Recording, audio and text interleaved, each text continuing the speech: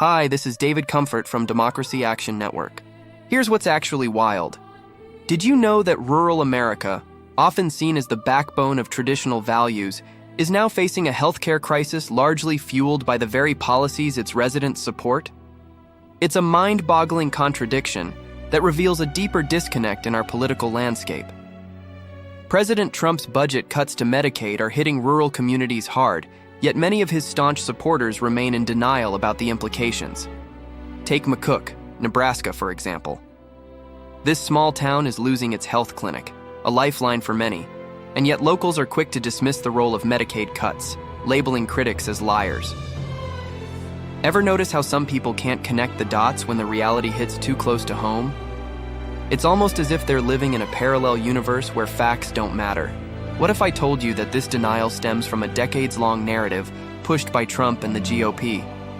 They've convinced many rural voters that the real issue isn't the failure of government to support them, but that it's helping the wrong people, like immigrants and urban elites. This narrative, while utterly false, has been incredibly effective. It's a classic case of misdirection, where the real problem is obscured by a manufactured enemy. But here's where it gets interesting. Not all rural voters are lost to this narrative. Take Brenda Wheeler from Curtis, Nebraska.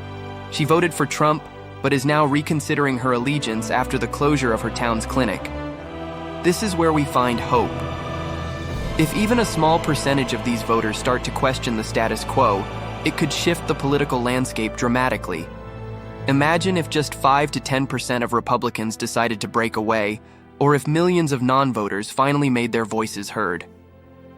Suddenly, that fragile Democratic edge becomes a solid majority. It's absurd that we have to point out that Republicans control everything right now, and therefore own the consequences of their policies. The first step is making sure voters understand that their struggles are linked to the decisions made by those they support. The second step? Flipping at least one congressional chamber in 2026 to halt Trump's destructive agenda and start holding those in power accountable. This is honestly crazy, but also an opportunity. By offering tangible, immediate help instead of abstract promises, we can build a coalition that lasts. Let's cut through the buzzwords and focus on what truly matters, making people's lives better. That's how we not only win elections, but also create a fairer, more just society for everyone. Please like this video and subscribe to our channel. It would help out a lot. Peace.